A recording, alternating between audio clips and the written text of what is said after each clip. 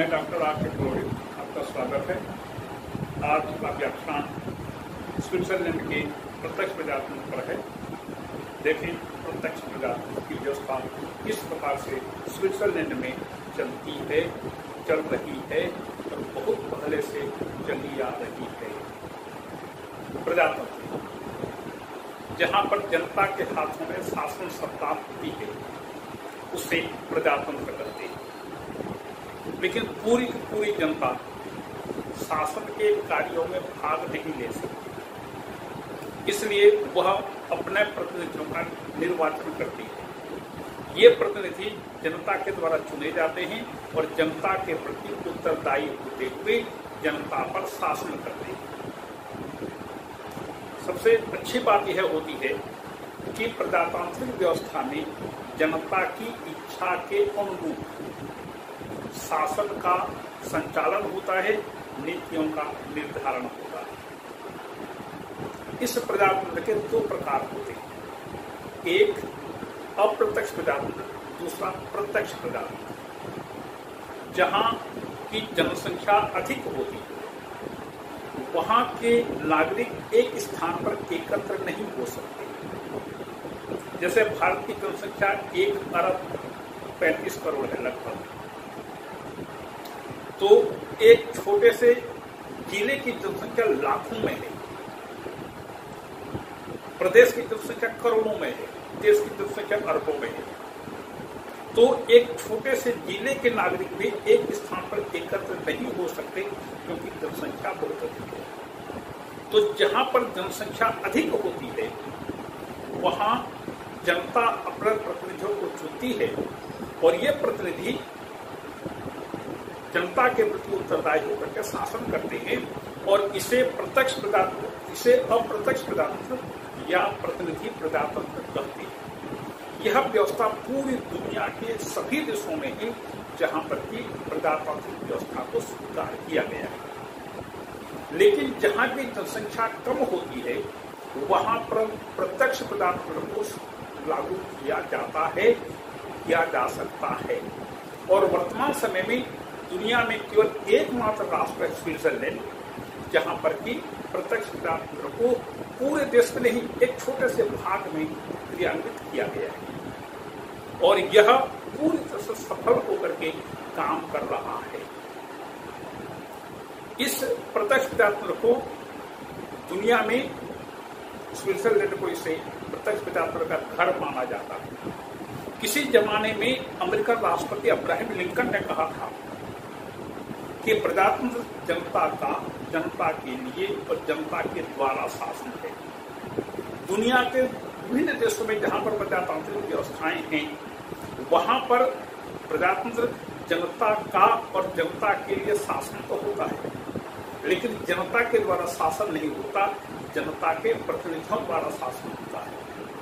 लेकिन स्विट्जरलैंड एकमात्र ऐसा राष्ट्र है जहां पर जनता के द्वारा भी शासन होता है। देखें इस प्रत्यक्ष प्रजातंत्र को स्विट्जरलैंड में किस प्रकार से लागू किया जाता है, किस प्रकार से इसका प्रावधान संविधान में किया गया है। सबसे पहले है प्रारंभिक सभाएं या लेजिस्लेटिव प्राइमरी असेंबलीज। प्रारंभिक सभाएं, यह व्यवस्था एक पूर्ण कैंटन और 4 अर्ध कैंटन में लागू है। आपको पता होगा कि स्विट्जरलैंड में 19 पूर्ण कैंटन हैं और 6 अर्ध कैंटन हैं। 6 अर्ध का मतलब हुआ 22 कैंटन कुल मिलाकर के। इन 22 कैंटनों में से एक कैंटन और 4 अर्ध कैंटन, मतलब कि कुल मिलाकर हो गया 5, या आप कह सकते हैं 3। 4 अर्ध का 2 हुआ और 1 3। वैसे अलग अलग करके देखें तो 4 धन के बराबर 5 होता है। तो इस एक पूर्ण कैंटन और 4 अर्ध कैंटनों में यह प्रारंभिक सभाएं स्थापित की गई। ये क्या है? इन 5 कैंटनों में कोई विधानसभा नहीं है। कैंटन मतलब राज्य। स्विट्जरलैंड में राज्य को, प्रदेश को कैंटन कहते हैं। तो इन 5 कैंटनों में विधानसभा नहीं है। क्यों? क्योंकि यहाँ की जनसंख्या बहुत कम है, समझ लीजिए कि 10, 12, 15 हजार के आसपास है। तो होता यह है कि इन कैंटनों के नागरिक एक निश्चित तिथि को या जैसे सूचना उनको दी जाए उस तिथि को एक स्थान पर एकत्र होते हैं। साल भर के लिए व्यवस्थापिका जो काम करती है, विधानसभाएं, राज्यों की विधानसभाएं जो काम करती हैं, वो यहाँ पर एकत्र होकर के काम कर लेते हैं। मतलब राज्यसभा, राज्य परिषद के 2 सदस्यों का निर्वाचन करना, उस कैंटन के लिए गवर्नर का निर्वाचन करना, उस कैंटन के न्यायालयों में काम करने के लिए न्यायाधीशों का निर्वाचन करना, अन्य पदाधिकारियों का निर्वाचन करना, मतलब कानून बनाना, बजट पास करना, मतलब विधानसभा जो काम करती हैं वही काम इन 5 कैंटनों में वहां के वयस्क नागरिक एक स्थान पर एकत्र होकर के विधानसभा की भांति बैठते हैं और पूरा काम करते हैं। मतलब जैसे विधायक गण सदन में विधेयक पेश करते हैं, ठीक इसी प्रकार से यहाँ पर भी वहां के नागरिक विधेयक पेश करते हैं, विधेयक पर चर्चा होती है, बहस होती है, उसको पारित किया जाता है, उसको निरस्त किया जाता है। तो ये प्रत्यक्ष विधानसभा का सबसे पहला, सबसे श्रेष्ठ व्यवस्था इस प्रारंभिक सभा को माना जाता है। पूरी जनता, वहां के वयस्क नागरिक एक स्थान पर एकत्र होकर के पूरा काम कर लेते हैं।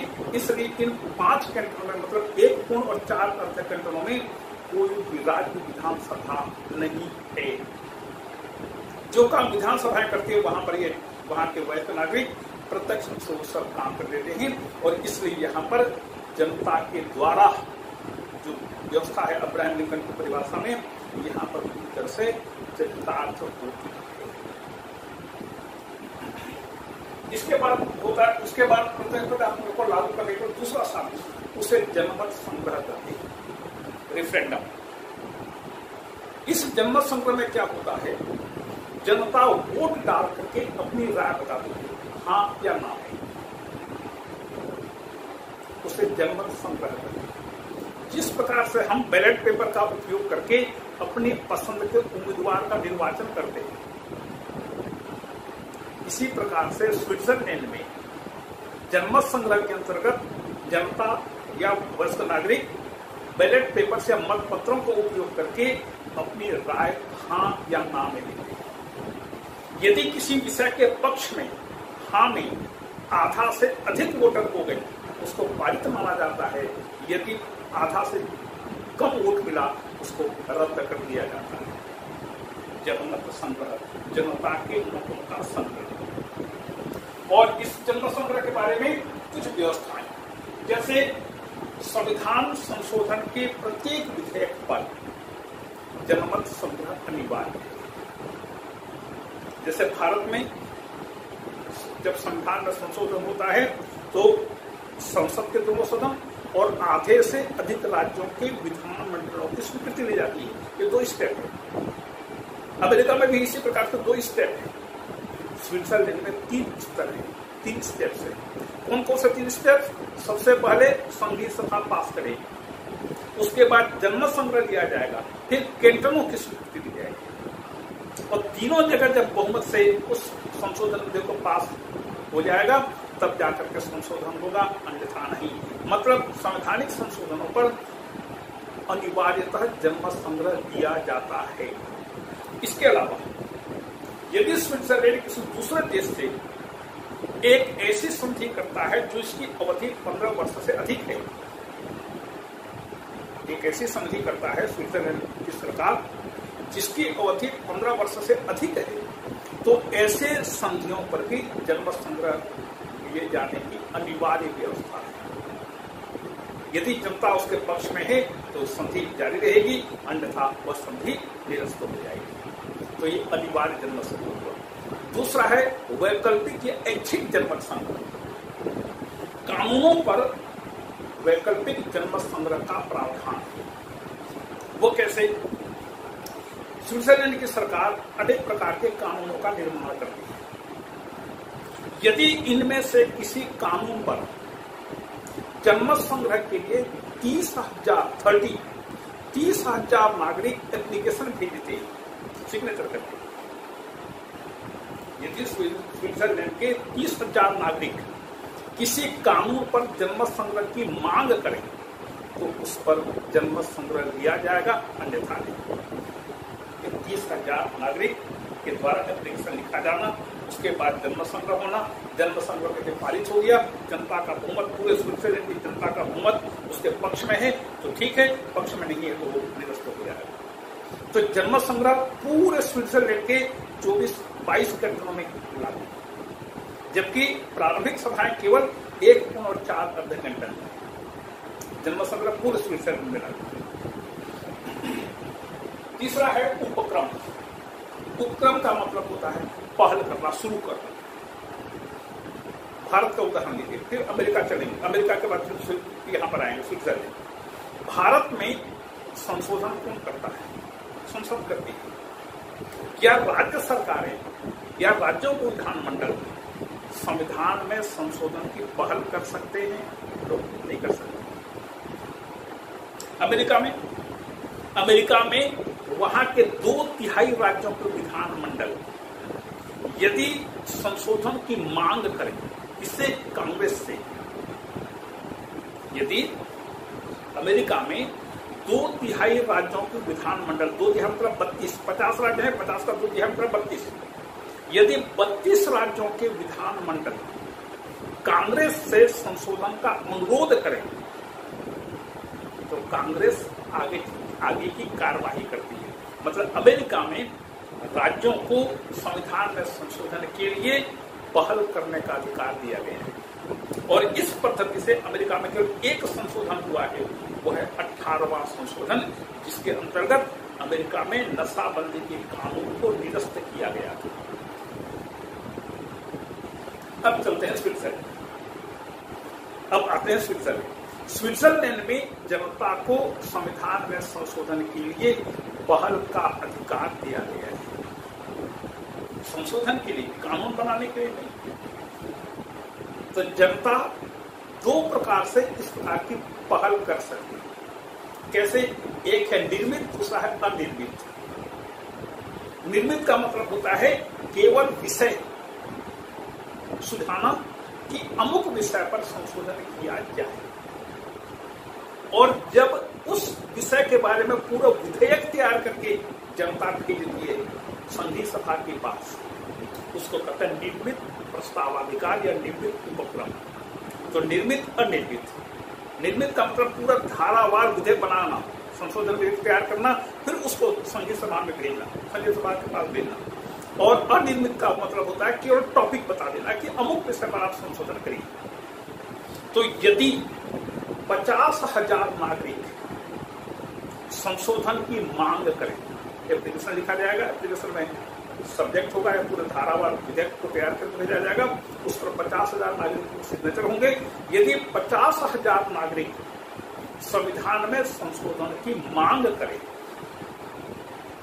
तो संघीय सभा मतलब संसद उस पर विचार करेगी, विचार करके पास करेगी, पास करके उसको जनमत संग्रह के लिए रखेगी। जनमत संग्रह में पारित हो जाने के बाद उसे कैंटोनों के पास भेजा जाएगा। जब 22 में से आधा से ज्यादा मतलब 13 कैंटन जब उसको पास कर देंगे तब संशोधन हो जाएगा, अन्यथा नहीं होगा। एक नंबर 2, यदि मान लीजिए 50,000 नागरिक संशोधन की मांग करते हैं, संघीय सभा उस पर विचार करती है और विचार करके उसको निरस्त कर देती है, पास नहीं करती है, तो आगे क्या होगा? क्योंकि जनता के द्वारा उपक्रम हुआ है, इसलिए उस पर जनमत संग्रह लिया जाएगा। यदि जनमत संग्रह में वो पास हो जाता है तो फिर संघीय सभा उस पर विचार करके उस पर दोबारा विचार करके पास करना, फिर उसको कैंटोनों के पास भेजा जाता है। आधे से अधिक कैंटन यदि उसको स्वीकृति देते हैं तब संशोधन होगा, अन्यथा नहीं। यदि मान लीजिए 50,000 नागरिकों ने संशोधन की मांग की, संघीय सभा ने उसको विचार किया और पास नहीं किया, उस पर जनमत संग्रह लिया जाएगा। यदि जन्म संग्रह में पास नहीं हुआ तो वहीं पर वह विधेयक या विषय खत्म हो जाएगा। एक और महत्वपूर्ण बात, यदि मान लीजिए संघीय सभा ने कोई संशोधन विधेयक पास किया, जन्म संग्रह में पास हो गया, तो कैंटनों से भी वो पास हो जाता है, आधे से अधिक कैंटनों की स्वीकृति मिल जाती है, क्योंकि जनमत संग्रह में जब वो विधेयक पास हो जाता है तो राज्यों की कैंटनों के द्वारा या कैंटनों की विधानसभाओं के द्वारा उसको अस्वीकृत करने का प्रश्न ही नहीं। एक तालमेल बना रहता है। जब जनता उसको चाहती है तो हम विधानमंडल का सदस्य मना क्यों करते। तो इस प्रकार से संशोधन होता है। एक चीज, यदि 50,000 नागरिक संशोधन की मांग करें, संघीय सभा के दोनों सदन पर विचार करें, यदि मान लीजिए संघीय सभा का एक सदन पास कर देता है, दूसरा सदन पास नहीं करता है, तब उस पर जनमत संग्रह लिया जाएगा। दोनों सदनों में मतभेद हुए, तब उस पर जनमत संग्रह लिया जाएगा।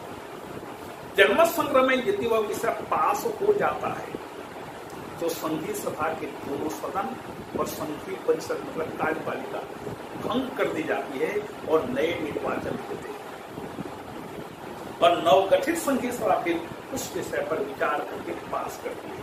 जनमत संग्रह में ऑलरेडी पास हो चुका है, इसलिए जब नई सभा का गठन किया जाएगा तो नई सभा उस पर विचार करके पास करती है। ये है शीर्षक में प्रत्यक्ष प्रजातंत्र को लागू करने के 3 साधन: प्रारंभिक सभा, जनमत संग्रह, उपक्रम या प्रस्तावाधिकार। इस प्रकार से स्विट्जरलैंड में इन 3 साधनों से प्रत्यक्ष प्रजातंत्र को लागू किया जाता है। ये कुछ देशों में, जैसे सोवियत संघ में कुछ में जनमत संग्रह है, या रूस में सोवियत संघ में जनमत संग्रह हुआ करता था, लेकिन जनमत संग्रह प्राय छोटे छोटे देशों में संभव है, बड़े बड़े देशों में संभव नहीं है। भारत में तो संभव ही नहीं है। अब देखें प्रत्यक्ष प्रजातंत्र के कुछ गुण। सबसे पहला है जनता की इच्छा को जानने और उसके अनुसार काम करने का बहुत बढ़िया तरीका है, क्योंकि जनमत संग्रह में जनता की राय दी जाती है और जनता की राय जानने के बाद उसके अनुसार काम करने में शासन को सुविधा होती है।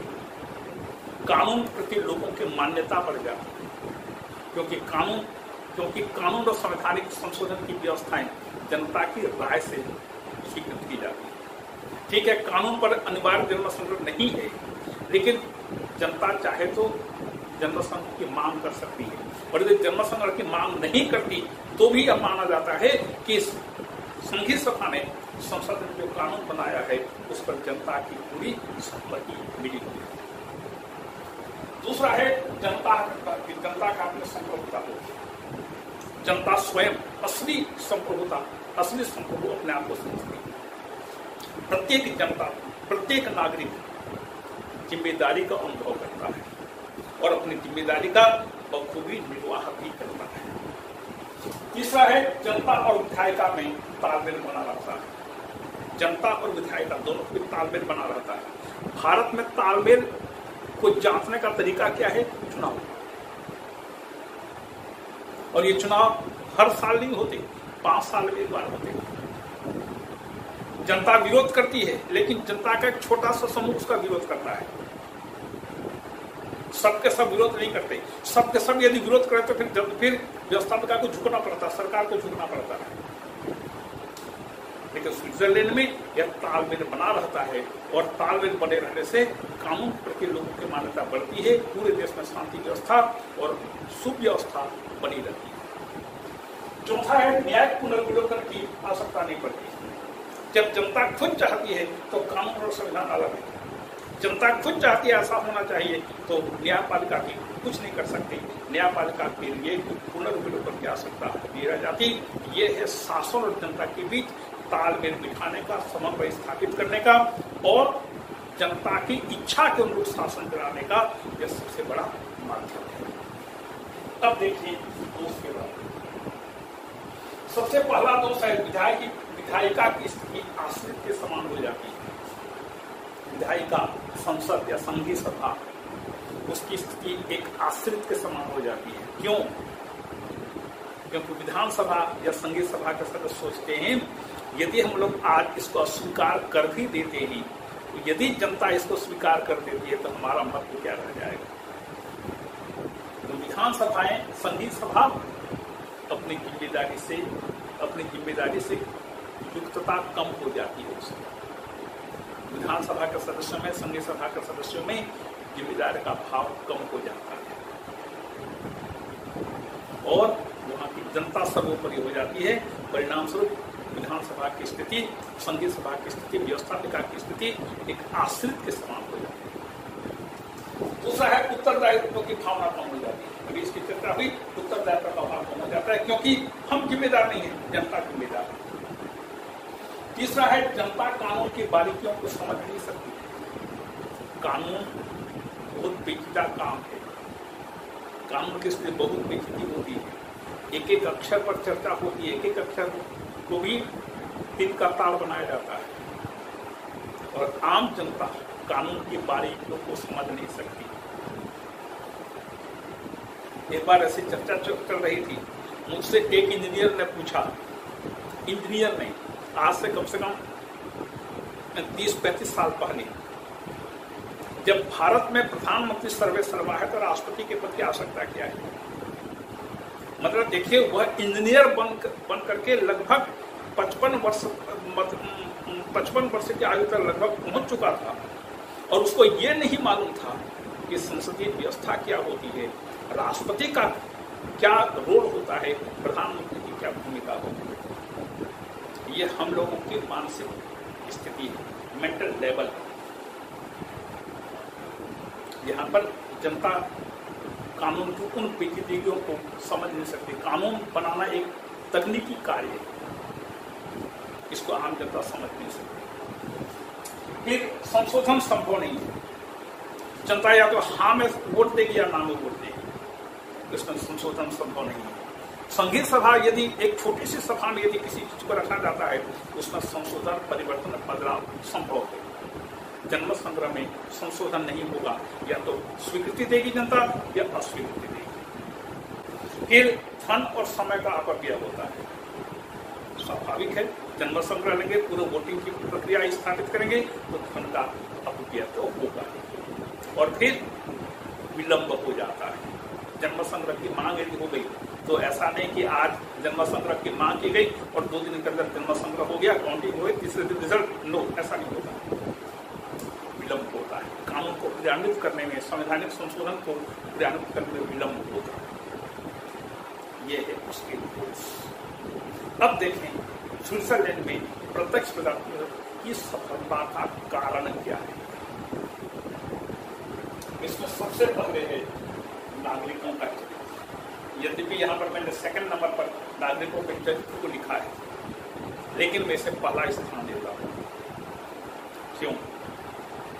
आज से 2500 साल पहले प्लेटो ने कहा था, राज्य का निर्माण किसी ओक वृक्ष या चट्टानों से नहीं होता, अपितु उन व्यक्तियों के चरित्र से होता है जो उसमें निवास करते हैं। नागरिकों का जैसा चरित्र होगा वह राष्ट्र भी उसी प्रकार से होगा। स्विट्जरलैंड के नागरिकों का चरित्र प्रत्यक्ष प्रजातंत्र के अनुकूल है और इसलिए स्विट्जरलैंड में प्रत्यक्ष प्रजातंत्र सफलतापूर्वक संचालित हो रहा है। धन का अपव्यय, समय का अपव्यय, विलंब होना, ये तमाम चीजें उनके रूटीन वर्क में आ चुकी है। इसलिए यदि जन्म संग्रह की मांग होती है या कोई प्रस्ताव अधिकार होता है तो स्विट्जरलैंड की जनता परेशान नहीं होती। वो इन चीजों को समझने लगी है कि ऐसा होने से ऐसा होगा। हम एक ऐसे देश की व्यवस्था में हम एक ऐसे देश में रहे हैं जहां पर ये सब चीजें होती हैं। आप जनता ने अपने व्यवहार को, अपने चिंतन मनन को, अपने विचारों को इस व्यवस्था के अनुकूल ढाल लिया है। और ये स्विस नागरिकों की सबसे बड़ी महत्वपूर्ण चरित्र के बारे में इसकी इंगित करती है बात। स्विट्जरलैंड की जनता का चरित्र ऊंचा है, उसमें राष्ट्रीयता का भाव है। स्वतंत्रता के प्रति अगाध प्रेम है और इसलिए स्विट्जरलैंड में प्रजातंत्र चल रहा है। और आज स्विट्जरलैंड में प्रत्यक्ष प्रजातंत्र को समाप्त करने का या खत्म करने का या उसका प्रयोग की बात पर कोई नहीं बोलता है। वहां की जनता अपने आप को उसके अंदर ढाल चुकी है। दूसरा है स्वतंत्रता और सहजता का वातावरण। स्विट्जरलैंड युद्धरत राष्ट्रों से घिरा हुआ है। एक तरफ जर्मनी है, दूसरी तरफ फ्रांस है, तीसरी तरफ ऑस्ट्रिया है, ऐसे और एक तरफ इटली है। ऐसे युद्धरत राष्ट्रों के बीच में बसा हुआ है, लेकिन अभी तक स्वतंत्र रहा। किसी की भी नजर इस पर नहीं पड़ी चलो आक्रमण करके स्विट्जरलैंड को अपने क्षेत्र में मिला लें। पिछले 12वीं-13वीं शताब्दी से जो ये लोग स्वतंत्रता का उपभोग कर रहे हैं, छोटे से व्यवधान फ्रांस ने जब नेपोलियन ने जब आक्रमण कर दिया था तब को छोड़ करके पूरी तरह से स्वतंत्रता के वातावरण में रह रहे हैं। और जहां स्वतंत्रता व्यक्ति के चरित्र में आ जाती है वहां पर सहजता का वातावरण बन जाता है। उस चीज को अपने आत्मसात कर लेते हैं, उसके अनुरूप जीवन यापन करना शुरू करते हैं। तीसरी चीज व्यावसायिक राजनीतिज्ञों का अभाव। स्विट्जरलैंड में व्यावसायिक राजनीतिज्ञ नहीं है। भारत में व्यावसायिक राजनीतिज्ञों की संख्या करोड़ों में है। क्या करते हैं? राजनीति करते हैं, नेतागिरी करते हैं, कुछ काम धाम नहीं, नेतागिरी करते हैं। स्विट्जरलैंड में व्यावसायिक राजनीतिज्ञों का अभाव। वहां पर जोर जोर से चिल्ला करके एक छोटी सी बात को तिल का ताल बना करके या पेपर में समाचारों में अपना नाम आए बोल करके किसी चीज को कोई स्वीकार नहीं छोड़ते ही। वहां पर व्यक्ति का काम देखती है जनता, व्यक्ति के परफॉर्मेंस को देखती है, उसके व्यवहार को देखती है, उसके चरित्र को देखती है और उसको चुनती है। आज हमारे देश में लगभग 30 से 40% ऐसे विधायक सांसद हैं जिनके विरुद्ध न्यायालय में गंभीर अपराध के केस चल रहे हैं। गंभीर अपराध इनकी गलती है? नहीं, हमारी गलती है, क्योंकि हम ही उनको चुनते हैं। यदि उनको न चुने तो कैसे चुन कर जाएंगे? लेकिन हम जनता है, हम चुनते हैं ऐसे लोगों को। और यदि हमारे निर्वाचन से वो लोग चुन करके सांसद बनते हैं, देश में मंत्री बनते हैं, तो ये हमारी गलती है, उनकी गलती नहीं है। शायद आपकी भवितव्यता है कि आप ऐसे अपराधी के शासन में रहने के लिए बाध्य हैं। एक है योग्य शासक। यहाँ का शासक वर्ग भी बिल्कुल योग्य होता है, अपने काम से मतलब रखता है, इधर उधर की बातें नहीं करता, बेकार बातें नहीं करता, जनता को फ्री बीस कुछ नहीं देता, मुफ्त में वो बिजली के दाम को कम करके या इतने यूनिट बिजली फ्री में देने की घोषणा नहीं करता, लैपटॉप या स्कूटी देने की घोषणा नहीं करता, काम से मतलब रखता है। क्योंकि जनता, स्विट्जरलैंड की जनता अपने नेताओं को व्यक्तियों को अच्छी तरह से पहचानती है और तटस्थ विदेश नीति। यद्यपि आज स्विट्जरलैंड यूनाइटेड नेशंस का सदस्य बन चुका है, लेकिन उसने अपने तटस्थता की विदेश नीति को नहीं छोड़ा है। और यह जो तटस्थता की विदेश नीति है, यही स्विट्जरलैंड को अभी तक सुरक्षित रखने में सहायक हुई। यदि स्विट्जरलैंड भी तटस्थता की विदेश नीति को नहीं अपनाता तो स्विट्जरलैंड कब का किसी दूसरे की दास बन चुका होता। और आखिरी है यूरोप का प्राचीनतम गणतंत्र है। जब पूरे यूरोप में निरंकुश राजतंत्र, वंशानुगत राजतंत्र प्रचलित थी, तब से स्विट्जरलैंड में गणतंत्र की स्थापना हो चुकी है। और गणतंत्र में प्रजातंत्र का वातावरण वहां पर शुरू से रहा है। तो जहां पर स्वतंत्रता व्यक्ति के चरित्र में आ जाती है, जहां पर व्यक्ति इतना समझदार हो जाता है कि वह देश की जिम्मेदारियों से युक्त हो जाता है, तो वहां पर प्रजातंत्र न केवल सफल होता है, अपितु प्रत्यक्ष प्रजातंत्र भी लोगों के जीवन में शामिल हो जाता है। निष्कर्ष रूप में कहा जा सकता है कि स्विट्जरलैंड एक ऐसा देश है जहां पर प्रत्यक्ष प्रजातंत्र चल रहा है, रैपर दिखता है। यदि आप किसी स्विस नागरिक से पूछें कि क्या वह प्रत्यक्ष प्रजातंत्र की सफलता से खुश है, उसके क्रियान्वयन से खुश है, उसके प्रयोगों से खुश है, संतुष्ट है, तो निश्चित रूप से हाँ में जवाब देगा। लेकिन आपके द्वारा पूछे गए प्रश्न को वह अच्छा नहीं मानेगा। क्यों? क्योंकि प्रत्यक्ष प्रजातंत्र के बारे में लोगों के मन में जो धारणा थी ये सफल होगा या असफल होगा, तो प्रयोग का समय समाप्त हो चुका है और वहां पर प्रत्यक्ष प्रजातंत्र ने अपनी जड़ें जमा ली हैं। और यही है कि आज वहां पर प्रत्यक्ष प्रजातंत्र लोगों के जीवन में सम्मिलित होता है। तो इस प्रकार से हमने स्विट्जरलैंड के संविधान का अध्ययन किया। स्विट्जरलैंड के संविधान में दो सर्वाधिक महत्वपूर्ण चीजें हमने देखी। एक है वहां की कार्यपालिका, संघीय परिषद, जो बहुल कार्यपालिका का दुनिया का एकमात्र उदाहरण है। और दूसरा हमने देखा प्रत्यक्ष प्रजातंत्र। चर्चा इस व्याख्यान के अंतर्गत हुई। इसी के साथ स्विट्जरलैंड की हमारी यात्रा आज यहाँ पर समाप्त होती है और फिर चौथे पड़ाव के रूप में हम अगली बार पहुंचेंगे चीन में। तब आप सभी को